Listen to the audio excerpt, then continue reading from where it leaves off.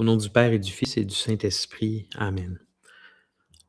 Mon Seigneur et mon Dieu, je t'aime et je t'adore. Tu es toute ma vie. Je te demande de m'inspirer. Donne-moi la grâce ce soir de bien m'exprimer. Donne-moi une grâce pour bien parler de toi, pour donner le goût de t'aimer et de te connaître. Amen. Du Père et du Fils et du Saint-Esprit. Amen. Alors, catéchèse sur la suite de la catéchèse, la dernière fois, sur les marques de l'Église. Donc, on a vu que l'Église, comme le dit le credo de Nicée-Constantinople, l'Église, elle est une, elle est sainte, elle est catholique et elle est apostolique. Puis, donc, aujourd'hui, l'Église est catholique. On a vu les deux premières marques la semaine passée, mais la troisième, on l'a vu aussi parce que j'en ai parlé l'avant-dernière catéchèse pas mal sur la catholicité de l'Église, ce qui fait que l'Église, c'est quoi ce mot-là, catholique? Fait que je vais passer un petit peu, je veux m'attarder à un point en particulier ce soir, là-dessus. Fait que je vous rappelle simplement que l'Église est catholique, ça veut dire universelle, parce que Jésus est partout présent dans son Église. Et qu'il a envoyé ses disciples annoncer la bonne nouvelle à l'universalité du genre humain. C'est-à-dire que les hommes sont partout pareils sur la terre. C'est-à-dire qu'on a tous quelque chose en commun, on est créés à l'image de Dieu. On a tous un cœur, une conscience, une âme capable de recevoir la révélation. Et que ce qui est vrai quelque part sur la terre est vrai partout. Ce que l'Église enseigne quelque part, c'est vrai partout. Et pas juste dans le lieu, mais dans le temps aussi. Ce qui était vrai avant est vrai aujourd'hui, puis va être vrai demain. Donc, 3 choses nécessaires pour être pleinement catholique. Donc, la foi, ça prend la foi en Jésus. Il faut aimer Jésus. Il faut être baptisé. Et il faut accepter intégralement l'autorité de l'Église. L'autorité, ça veut dire, c'est le mot autorité dans le sens très large. C'est pas juste sa façon de gouverner, puis on a une vision vraiment bizarre aujourd'hui du mot autorité, là. Autorité, dans le fond, ça veut dire qui est l'auteur. Mais l'Église est l'auteur de quoi? Elle est l'auteur de l'interprétation de la parole de Dieu. Elle réactualise tout le temps la parole de Dieu. Alors, c'est ça son autorité sur la terre. Alors, voilà. Mais le point que je veux, sur lequel je veux m'attarder aujourd'hui, l'Église est catholique. Donc, si elle est catholique, ça veut dire qu'en dehors d'elle, on ne peut pas se sauver. On ne peut pas sauver son âme. C'est un dogme de l'Église. C'est pas quelque chose qui a été explicitement dit de la part du Seigneur, mais c'est quelque chose qui a toujours été enseigné par l'Église. Il y a des papes dès l'Antiquité qui ont parlé de ça, qui ont évoqué cette chose-là. En dehors de l'Église, on ne peut pas se sauver. Hors de l'Église, point de salut. Connu aussi sous le nom de extra ecclesiam nulla salus en latin, parce que la première fois que ça a été défini, c'est défini là, dogmatiquement, c'est au Concile de Florence en 1441. Donc, celui qui n'a pas l'Église comme mère ne peut pas avoir Dieu comme père, Benoît XVI. Donc, l'Église est notre mère. L'Église est notre mère. On en a vu aujourd'hui, on est le 2 février, fête de la présentation au temple. Si vous avez lu l'Évangile ce matin, Siméon annonce à Marie qu'elle va avoir le cœur transpercé d'un glaive. Oui, parce que Marie, qui est la mère de Dieu, qui est aussi la mère de l'Église, a souffert plus que personne de la mort de son fils. Elle a souffert de la passion du Seigneur plus que personne. Pourquoi? Tout simplement parce que la personne qui a le plus souffert pour vous, c'est votre propre mère. Par ses souffrances, évidemment, de vous avoir mis au monde, mais aussi son cœur de mère qui s'est inquiété pour vous, qui a veillé pour vous. Alors imaginez-vous Marie qui elle-même est la mère de Dieu. Elle a eu ces sentiments-là, des profonds sentiments, cette profonde piété pour son fils qui était Dieu. Alors ça fait l'Église dit qu'elle est la suprême représentante de l'Église ou quelque chose comme ça. Donc c'est un modèle pour nous, c'est un modèle. Marie est notre sœur en Jésus, c'est une femme, sœur en Jésus, parce c'est une fidèle comme nous aussi. Et c'est notre mère. C'est notre mère. Et donc, l'Église elle-même, on l'appelle notre mère aussi parce qu'elle est l'épouse du Christ. Donc, celui qui n'a pas l'Église comme mère ne peut pas avoir Dieu comme père. Donc, 3 points là-dessus que je veux aborder. L'Église est nécessaire au salut. Qu'est-ce que ça veut dire? OK. Seul le Christ est médiateur et voie de salut. Il y a juste le Christ qui peut nous mener à la vie éternelle, qui peut nous mener au Père. Or, il nous devient présent en son corps qui est l'Église. On a vu ça l'autre fois. On ne comprend rien à l'Église si on n'accepte pas que c'est le corps du Christ vivant. C'est un corps, l'Église, c'est le corps du Christ, puis que nous-mêmes, nous sommes chacun des membres de ce corps. Donc, Jésus nous devient présent en son corps. Et en nous enseignant expressément la nécessité de la foi et du baptême, c'est la nécessité de l'Église elle-même dans laquelle les hommes entrent par la porte du baptême qu'il nous a confirmé en même temps. Pourquoi l'Église est nécessaire au salut? Parce que Jésus est lui-même présent en son propre corps. Il est la tête de l'Église. On dit que l'Esprit Saint gouverne l'Église aussi, dirige l'Église. Il est au cœur de son Église. Mais nous, on est les membres. Et il nous enseignait que on devait avoir la foi en lui. Je pense que c'est Jean 8, 24. On doit absolument avoir la foi en lui pour être sauvé. Et si on a la foi en lui, nos péchés sont pardonnés. Puis il a enseigné que le baptême aussi est nécessaire. Alors, tous ceux qui croient en lui et qui seront baptisés auront la vie éternelle. Donc, c'est la nécessité de l'Église même, puisque c'est de son corps qu'il s'agit. Encore une fois, qu'est-ce que ça prend pour être catholique? La foi en Jésus, le baptême et accepter l'autorité de son Église. Donc, c'est pourquoi ceux qui refuseraient soit d'entrer dans l'Église, soit d'y persévérer, alors qu'ils la sauraient fondée de Dieu par Jésus-Christ comme nécessaire, ceux-là ne pourraient être sauvés. OK. Alors, ça, c'est le dogme de l'Église, comme il a été exposé en 1441. Il a été cru bien avant ça, ça a toujours été cru par l'Église. Mais l'Église en a fait un dogme formel au 15e siècle. Plus tard, au 19e siècle, il y a une nuance qui est apportée par le pape Pie IX, qui a toujours été crue aussi. Mais l'Église a cru bon de confirmer cette nuance-là, si on veut.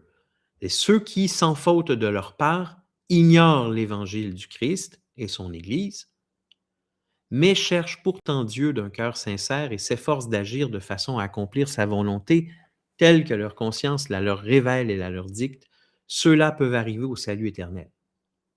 Okay. Donc, hors de l'Église, point de salut ne veut pas dire non plus que c'est absolument impossible de parvenir au salut en dehors de l'Église.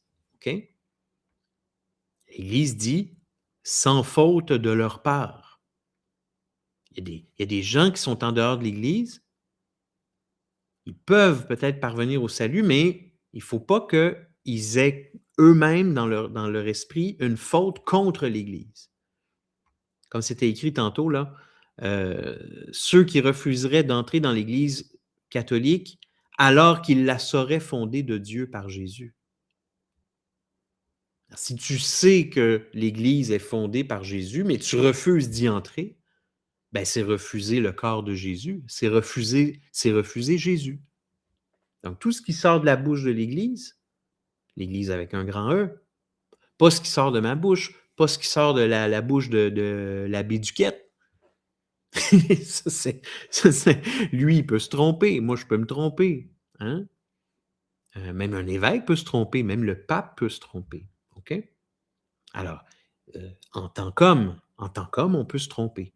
Mais l'Église avec un grand E, quand elle parle euh, du haut de ce qu'on appelle le magistère, elle ne se trompe pas. Puis si quelqu'un refuse ça, ben, c'est la parole de Dieu que tu refuses. OK? Donc les deux marchent ensemble.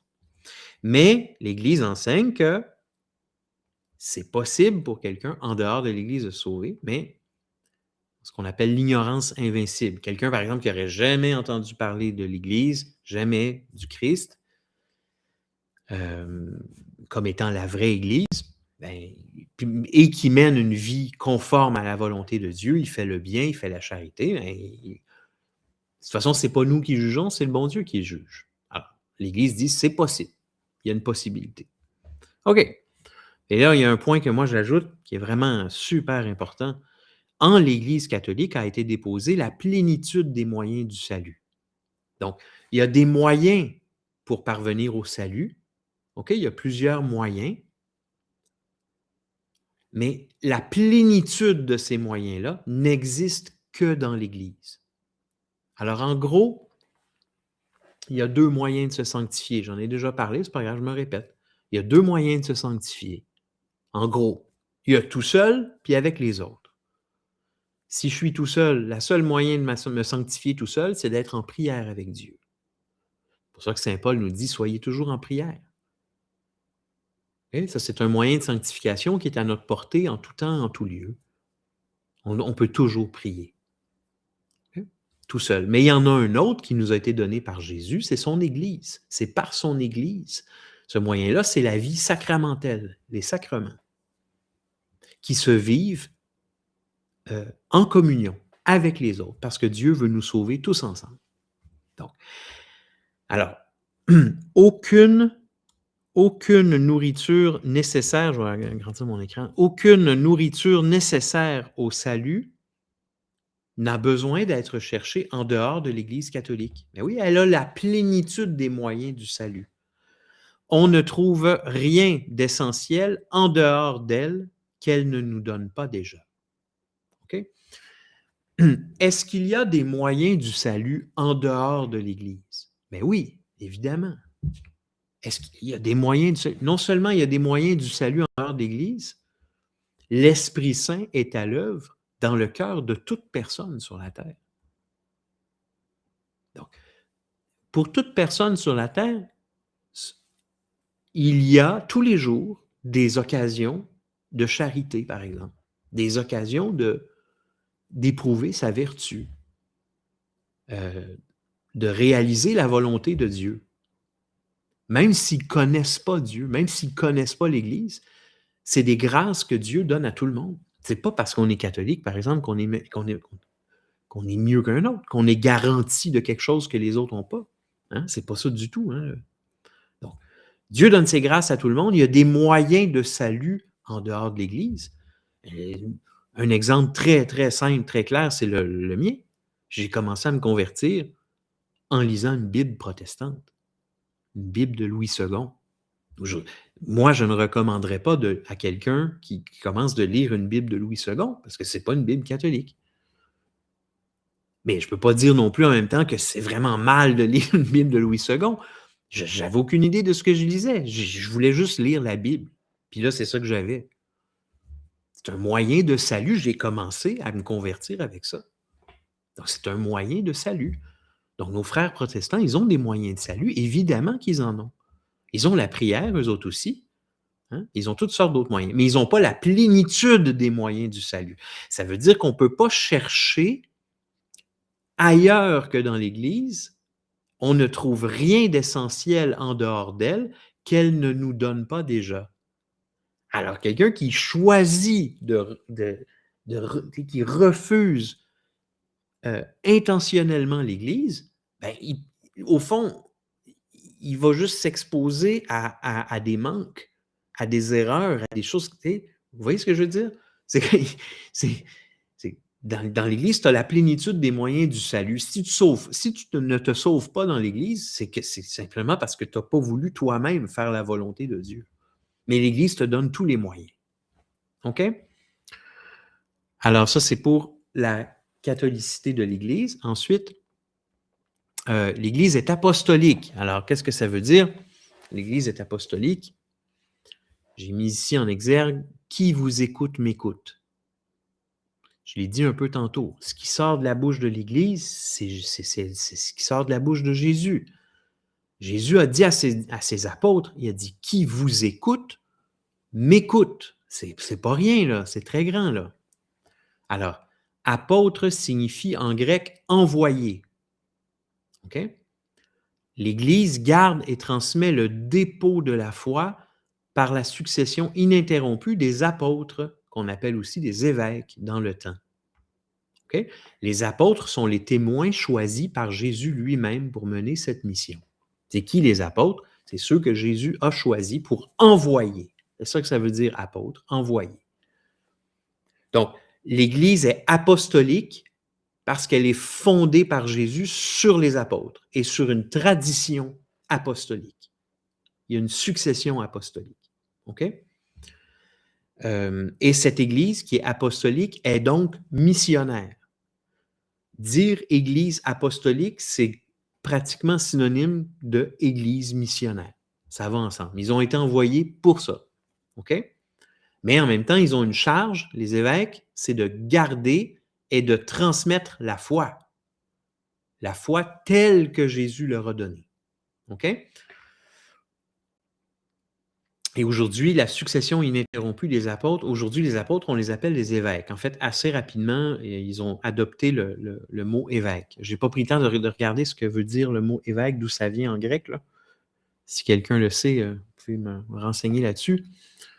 Maintenant, j'aimerais ça tirer des Écritures, des passages clés, là, des passages très forts pour montrer que l'Église, elle est apostolique et que c'est biblique aussi. C'est vraiment conforme aux Saintes Écritures. OK? Première chose, je vous ai dit, leur ministère aux apôtres est la continuation de sa propre mission. Il a dit, Jean 20, 21, « Comme le Père m'a envoyé, moi aussi je vous envoie. » Hey, c'est quelque chose, là, c'est vraiment fort. Hey, c'est pas rien. Comme le Père m'a envoyé, Dieu le Père envoie son Fils sur la terre pour nous sauver. Comme le Père m'envoie, moi aussi je vous envoie. Donc, clairement, les apôtres, ceux à qui il a parlé, clairement, ils sont appelés à continuer la mission de Jésus. Clair comme de l'eau de roche. Maintenant, ceux à qui il a parlé, là, c'est pas juste des disciples. OK? Des disciples, Jésus, il y en a eu des dizaines, des centaines. À un moment donné, il en envoie 70, deux par deux, quelque chose comme ça. Et puis, on sait qu'il y a des foules qui le suivaient, ses amis. Alors, les disciples, nous, on s'appelle comme ça aussi. On est des disciples de Jésus. On suit Jésus. Ce n'est pas seulement des disciples à qui il a parlé comme ça. Ce sont 12 disciples qu'il a choisis et qu'il a institués. Le mot est très important parce que c'est biblique, c'est écrit. Marc 3, 14, vous irez le lire. Jésus en institua 12 pour qu'ils soient avec lui et pour les envoyer proclamer l'Évangile. Donc, parmi les disciples, il en a pris 12, puis il les a institués, c'est-à-dire qu'il a créé avec eux une institution. Il a fondé quelque chose qui est donc au-dessus, plus grand que les hommes eux-mêmes. OK?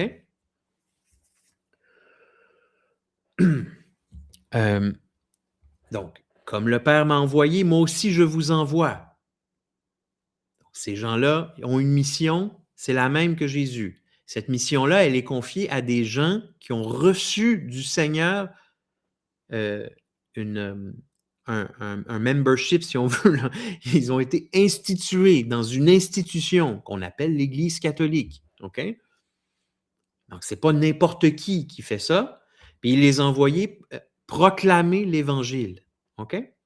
Maintenant, cette institution-là est plus grande que les hommes, donc il existe un aspect permanent à cette charge, permanent. Jésus dit à ses apôtres: «Je serai avec vous jusqu'à la fin des temps». Donc, au moment où il a dit ça, là, «Je serai avec vous jusqu'à la fin des temps», là, à la toute fin de l'Évangile de Matthieu, quand il a dit ça, là, ben, Pierre, Jean-Jacques qui étaient devant lui et qui l'écoutaient, là, eux autres, ils allaient mourir, là. Les autres, ils vont-tu être là jusqu'à la fin des temps, Pierre, Jean-Jacques? Non, ils ne seront pas là. Alors, qu'est-ce qu'il veut dire par là, Jésus? Je serai avec vous jusqu'à la fin des temps. Avec vous, là, ça veut dire avec les apôtres, avec vous et les fidèles. OK? Donc, il s'adresse à l'institution qui est plus grande, qui, elle, est plus longue que la vie des hommes. OK? Donc, à partir de ce moment-là, les fidèles convertis, ceux qui vont se convertir, on le voit dans les actes des apôtres, s'assemblent autour des apôtres. Jésus n'est plus là, on s'assemble autour des apôtres. Et là, il y a communion entre les fidèles et les apôtres. Je serai avec vous, donc avec moi, avec vous, avec tous les fidèles et avec les apôtres. Acte 2, 41, 42.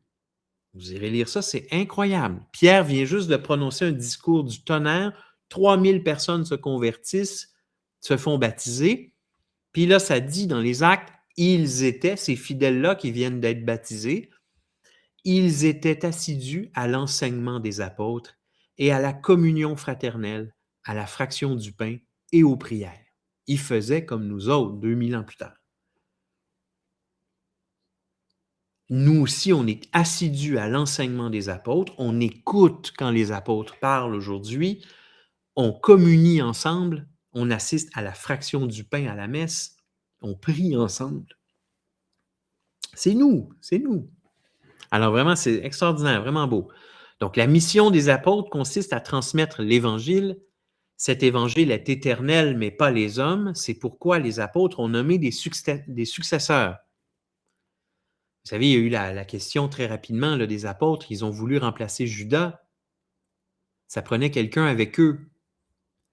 Alors, il y a dans les Actes des Apôtres, au tout début des Actes des Apôtres, il y a des hommes qui nous ont accompagnés durant tout le temps où le Seigneur Jésus a vécu parmi nous, depuis le commencement, lors du baptême donné par Jean, jusqu'au jour où il fut enlevé d'auprès de nous. Il faut donc que l'un d'entre eux devienne avec nous témoin de sa résurrection. Ils ont tout de suite eu l'inspiration de nommer des successeurs. Ils savaient qu'ils étaient appelés à quelque chose de plus grand qu'eux-mêmes. Donc, ils ont nommé des successeurs. Maintenant, parmi tous ces successeurs apostoliques, c'est-à-dire pas parmi les apôtres au début, il y en a un en particulier qui a reçu une charge spéciale. C'est Pierre, OK? Au sein du collège apostolique, Pierre, et après lui, ses successeurs, tient une place et une mission particulière. On en a déjà parlé. Il obtient le pouvoir des clés, hein? C'est-à-dire l'autorité de gouverner l'Église qui est indestructible. Donc, il dit à Pierre, il dit, les portes de l'enfer ne prévaudront point contre elle. Donc, il fait cette promesse à Pierre, elle ne va jamais être détruite. Donc, l'Église est indestructible. Puis, Dieu sait que, et nous savons aussi que on a beaucoup essayé de la détruire, l'Église. OK? Les premiers siècles en particulier, hein? Des milliers et des milliers et des milliers de martyrs. OK? Mais ça ne donne rien de tuer des chrétiens. Parce que l'Église, c'est pas mon corps, c'est pas moi. L'Église, c'est le corps mystique de Jésus, indestructible. OK? Mais sur la terre, il y a une autorité pour le gouverner. Il a donné ses clés à Pierre. OK? Et après lui, ses successeurs. Donc, ça veut dire que Pierre a un rôle particulier. Donc, le successeur de Pierre, c'est une personne particulière dans le collège des apôtres qui, eux, ont une charge indifférenciée, si on veut. OK? Pourquoi? Parce que chacun des apôtres part de son côté, évangéliser, s'attache à un lieu, devient l'évêque du lieu, l'apôtre du lieu, comme on a encore aujourd'hui ici à Trois-Rivières, l'apôtre qui est l'évêque, Monseigneur La Liberté. Alors, les apôtres font ça. Et puis quand il y en a un qui meurt, ben, on nomme un remplaçant. Il y a un remplaçant qui lui est nommé. Donc, il n'y a pas une filiation directe d'un apôtre à son successeur immédiat dans le lieu, sur le lieu qu'il occupe. Mais ce n'est pas comme ça pour Pierre. Parce que Pierre a reçu une charge unique, particulière. Ça veut dire que son successeur, lui, reçoit, il y a quelque chose de filial. Donc, c'est quelqu'un qui est unique, qui lui aussi reçoit cette charge de Pierre à lui tout seul. OK? Donc, est-ce que Pierre est aussi un apôtre comme les autres? Oui. Pierre est un apôtre comme les autres. C'est le premier évêque de Rome, Pierre. Je crois qu'il a été évêque avant d'être à Rome aussi. Mais c'est le premier évêque de Rome. Et depuis sa mort, se sont succédés les évêques de Rome. Puis ça donne que l'évêque de Rome a aussi cette charge d'être le pape. Donc, moi, j'aime beaucoup voir cette relation-là comme une croix, en fait. Ça, c'est moi qui parle comme ça. Je ne me souviens pas vraiment d'avoir vu ça ailleurs, mais c'est comme une image. C'est-à-dire que dans le sens horizontal, on a les apôtres. Donc, les apôtres, ils gouvernent l'Église aussi, mais comme un collège. Ils gouvernent ça ensemble. OK? Horizontalement. Tandis que le pouvoir de Pierre est vraiment un pouvoir d'autorité verticale, hiérarchique, sur l'ensemble de l'Église de haut en bas. OK? Donc, il y a comme une croix comme ça qui est dans l'Église. En tout cas, c'est à ça que ça me fait penser. J'aimerais terminer avec un mot sur le dépôt de la foi. OK? J'aimerais ça parler un petit peu de ça. C'est un peu confus aujourd'hui. Le dépôt de la foi, le dépôt de la foi, c'est la foi, la vraie foi qui a été donnée par Jésus à ses apôtres. Mais c'est comme sous forme d'un dépôt. OK? J'aime beaucoup l'expliquer comme étant, peut-être que mon analogie n'est pas exacte, je ne sais pas, on verra bien dans le temps, là, mais je l'explique comme ça. C'est comme si Jésus avait donné la foi, il l'avait remis dans une petite boîte. Puis cette boîte-là, l'Église, les papes puis les évêques se la passent dans le temps jusqu'à aujourd'hui. L'Église elle-même toute seule n'est pas la vérité, là. L'Église n'a pas la vérité d'elle-même, là. C'est juste qu'elle est la dépositaire de la boîte. Hein, c'est le dépôt de la foi. Fait qu'elle elle conserve la boîte. Son rôle, c'est de la conserver intacte. C'est l'Esprit Saint qui la protège. OK? Et cette boîte, il y a un mot pour ça dans l'Église, on appelle ça le magistère.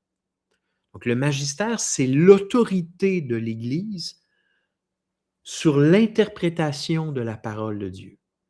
Si on n'est pas dans l'Église, là, il n'y a pas d'autorité.